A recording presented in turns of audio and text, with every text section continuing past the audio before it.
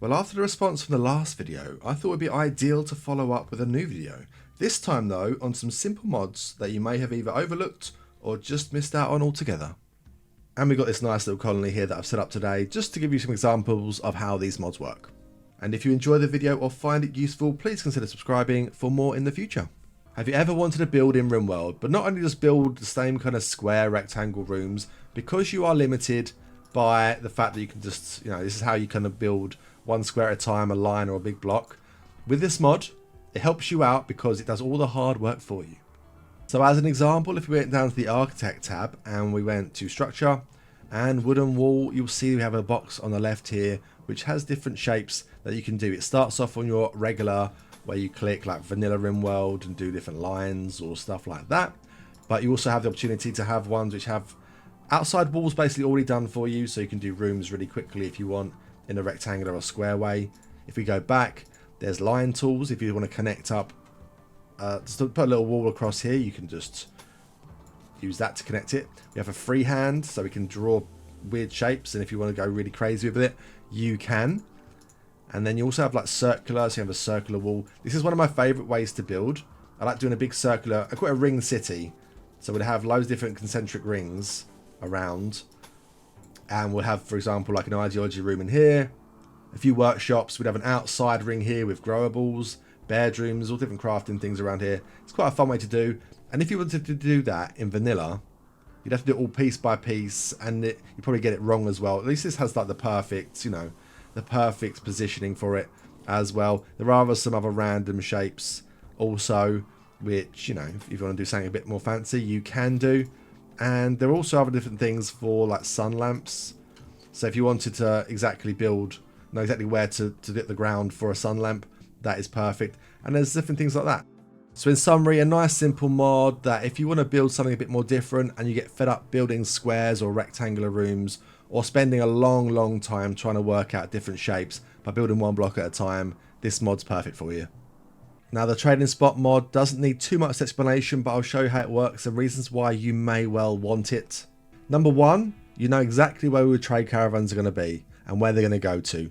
So when you want to get your social character for trading, you know exactly where they're going to be. Granted, not too difficult to see when you zoom out, but they're going to be in the same spot. You can have it near your stockpile zone as well, or nearer. So if you've got stuff, you buy a lot of stuff from the trader, you'll be able to haul it a lot quicker.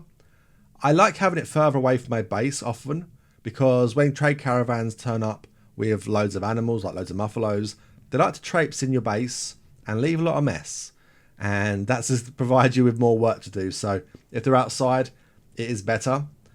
I also like to try to keep them away from exterior doors, because if you've got a big base, so we haven't got a very big base here, but let's say we had a big wall around outside and a trade caravan was hung around by a door on the bottom right hand side, but we had an opening for a kill box at the top, for example, they could go in and out of the door. So if a raid was to come in, they could engage the enemies, die in the doorway, and then your enemies have got another route into your base, not the way that you're prepared with all your guns lined up. So yeah, I like that as a point as well. Another good thing about it is you can place it wherever you want. So you can put it up by your kill box / firing line. And if you happen to have a trade caravan here, especially if they've got some nice weapons, at the time a raid turns up, then they will fight with you or for you, because you could obviously leave them there as bait. You could get them to weaken up the enemy before they retreat, and then you can just take on a weaker enemy. It's quite useful for that thing. Now it does take one work to build those, so you can't just dump it in the middle of a mech cluster and hope that the first trade caravan that comes in sets off the proximity and wakes it up and deals with it for you. You have to finish off the work yourself. I mean, however, you could put it near and hopefully they'll just hang out over there and trip the alarms and do it for you. But yeah, it's a nice simple mod that I like to have, just so I know where the trade is always going to be, so they're not making a mess inside my base and they're not holding any doors open. And in order to show you it working in real time, here is a trade caravan from the Empire coming in, and let's speed it up. Where are they going to go? Of course, they're going to hang around by the trading spot. Now, if they're round by it now, I could remove this one and build another one, and they will move over to that as well. So you can, if you made a mistake, move it around while a trade caravan is still there. But I've wanted to show you it actually, working. Now, I was once asked on stream by a colorblind viewer if I could install the Colorblind Minerals mod to make things a little bit easier for them when they're watching the stream. I obviously agreed, and you know, since adding it, I found it's actually probably going to be useful for everyone. Now in vanilla, I find the minerals can be quite difficult to spot. Obviously you can click around and you can find them, but most of them are basically just stone coloured with a few speckles in it. With this mod, as you can see already, there's some very vibrant colours showing the different types. Now you have to learn them. Some are pretty obvious. So green, I wonder what that could be. Yeah, that's jade. Orange is steel in this one. You've got components, you've got silver, you've got plastil, uranium's purple, and gold is more like a dehydrated yellow kind of colour. But from a glance, you can see what you got and where you need to go to without having to go around every little bit of rock and see if I've got more steel there. Oh yeah, what's that? Oh, that's jade, because you can barely see the different colour speckles inside the stone. So yeah, very, very simple, but yeah, great for your colourblind anyway. If you're not colourblind, it's still going to help you out quite a lot. The Misc Training mod helps you train up your conlist combat skills. So normally to increase your range and your melee skill, you're going to have to pretty much wait for a raid to turn up so you've got something to shoot or punch. But with this mod, it adds 2 different dummies. We've got the martial arts target for melee, and we have the shooting target for, shockingly, shooting things. And they'll do this as recreation, but also on the work tab, there is now training. So I wonder if I set these to 1, if anyone, oh, looks like it, if anyone's going to come around here and start practicing. Let's have a look. I'll zoom up a little bit. Yeah, here they go. So Lawman's doing some practice in melee, and Claire's practicing shooting. And their stats will slowly got up already. 5.01. It's not the quickest. It also depends on their passions, but it will go up. I will have a word of warning though. This isn't how I would normally put these, because if they're shooting a target and they miss, they can hit people. So if anyone was the path between these points, they may well get shot. Or if someone was standing quite close next to it, there is a chance you could shoot Lawman in the back. So yeah, I would probably normally put it, so if I'm going to build one, it shows you where you stand. I would probably put it something, put it away from a door as well. Something like this, because that way, if they miss, they will hit the walls and damage the walls, but if it's far enough away, they probably won't hit them much anyway. They will go and repair them at times, but that's what I'd probably normally do. But I thought I'd just show you them in action, face on. But yeah, very cool mod, very good for just learn up some skills if you haven't had a raid for a while, or you want to stop the skills degrading down. The next mod we're looking at is Rimhud. Now Rimhud changes the bottom left panel when you click on a con list. In vanilla, it has some details on there. It will say what they've got equipped. It will say some bits and pieces. You have the locations, the zones they can go into and stuff as well, and their schedule. But this one has a bit more detail about it, a bit more color about it. You can see percentages of health and where they're at for all these kind of bars here. And you also have the stats on here as well, so you can quickly, without going into someone's bio, see exactly what they are. Also has the decimal points as well, so you can see how the progress they're going up or down on their stats. You have the activity, you have the what they've got equipped. It also show their queued activity, so if they were doing like hauling, their next queued activity will show on there as well. And it also flashes up on here showing if people are close to mental breaks, or if there's a life-threatening health condition. Things will flash up on here to give it more detail. You also have access to change people's, like how they react to enemies, their medicine, that kind of stuff on here as well. Change self-tend rather than having to go into the health tab. So there's a few more options on here without having to go into more menus, and it gives a lot more detail on here. And yeah, it's a must-have for me. In vanilla Rimworld, when you want to look at a character's gear, you click on the gear tab and you are met with a wall of text of all the different things they have equipped. That is fine. However, it doesn't really help you at a quick glance to see what they may or may not be missing. With the RPG style inventory mod though, if we were to click on the gear rather than a wall of text, we are going to get a nice little fancy layout which shows you all your gear you've currently got equipped and the slots that are available to you that you don't have filled right now. So you can be like, oh, I need a helmet, I need torso skin, I haven't got a shirt yet, so I know I need to make a shirt, and we can get it on there. The backgrounds are the durabilities as well, so the bars here will drop down the lower the durability gets. They'll change color, so we know that we need to replace them as well. And just to show you what it originally looks like, if I click this button here, it goes back to vanilla mode. And although things are there, it shows what they are, it shows durabilities. It also tells you, you know, you can see from a point of view, oh, there's no t-shirt there. But there are other slots, and other mods will add other slots as well. So you might not be too familiar with the new mod you might have added. There are medieval ones that add shields. So you'd have like an offhand box here as well. There are magical items that some had for like necklaces that had a different slot as well, and other certain equipment slots. So it's very good when using new mods that you're not sure what you can equip with what.